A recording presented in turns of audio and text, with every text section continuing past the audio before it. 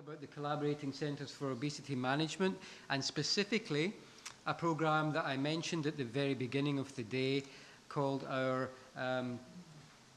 Comms Exchange and Mentoring Programme. So just, I don't think I need to remind you, but an EASO Collaborating Centre, as you've heard today, is an accredited multidisciplinary centre, and we have an ambition to increase the number of centres that we currently have. And to do that, we want to support our colleagues who might be already working in an obesity service or centre, or have the ambition to establish a new centre. And one of the ways we want to do that is through this exchange programme. So the idea is that a candidate would visit an existing COM. You've heard from some of them today, and you probably have seen them on the website. The COMs are coming from many, many different countries. So they are operating in lots of different health systems. So we can try to find a match that represents the closest to your system so that it can be an appropriate exchange. So the idea is that you really understand how a collaborating centre is established, how they operate, how they run, how those multidisciplinary teams might interact with one another, and then take that knowledge and go back home to your setting, to your city, your hospital, your clinic, and try to implement the changes that you might need to make your service a collaborating centre candidate, or to establish a new service from scratch. So the idea is that you undertake a site visit. So you complete an application, which can be done via the EASO website. You complete that application, and part of that process is selecting a collaborating centre where you would like to visit. We would then, through our Obesity Management Task Force, assess the application, and successful candidates are then matched with a host. And the idea is that you would go and visit for 3 or 5 days, something like that.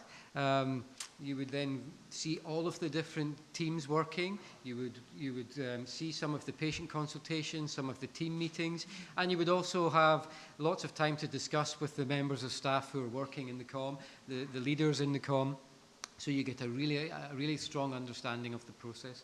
And then beyond that, you can do mentoring and networking and get help from the host in some of your clinical cases or in some of your processes to get application.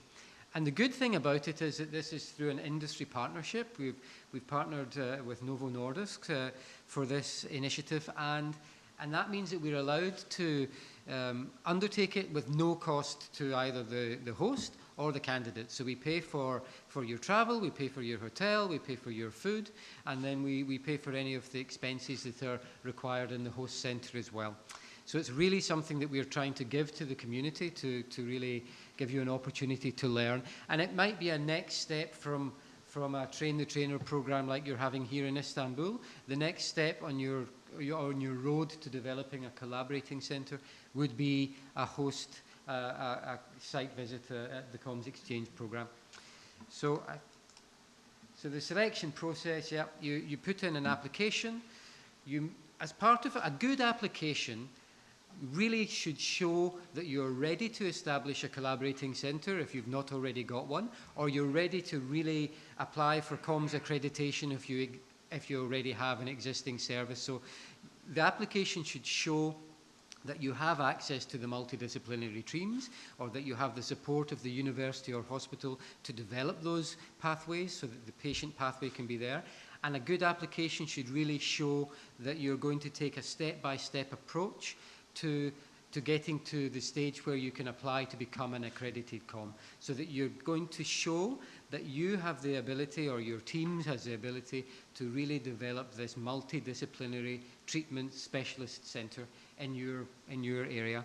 So if you can show that, then you have a very high probability of being accepted onto the program and then being matched with one of the hosts. So it's always important with any kind of application that you would give as much information as possible and make it relevant for the program. So that's my advice. If you're interested in applying for such a program, really show that you have this pathway to getting an accredited Centre of Excellence Collaborating Centre. They're called collaborating centres, but they really are the top multidisciplinary centres in Europe. And for those of you who don't happen to live in Europe, we're going to have a system probably called an international affiliate of the EASO comms programme, so that we can still recognise colleagues, centres from outside Europe, because EASO, of course, is responsible for the European region, but we're also happy to welcome international colleagues into the comms network as well.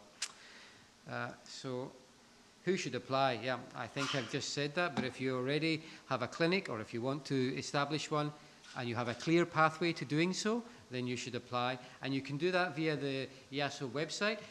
But don't worry about memorizing any of this. I will be writing to each of you individually after the training course, just to explain to you that this is available, and directing you to the exact page on the website so that you don't have to hunt for it.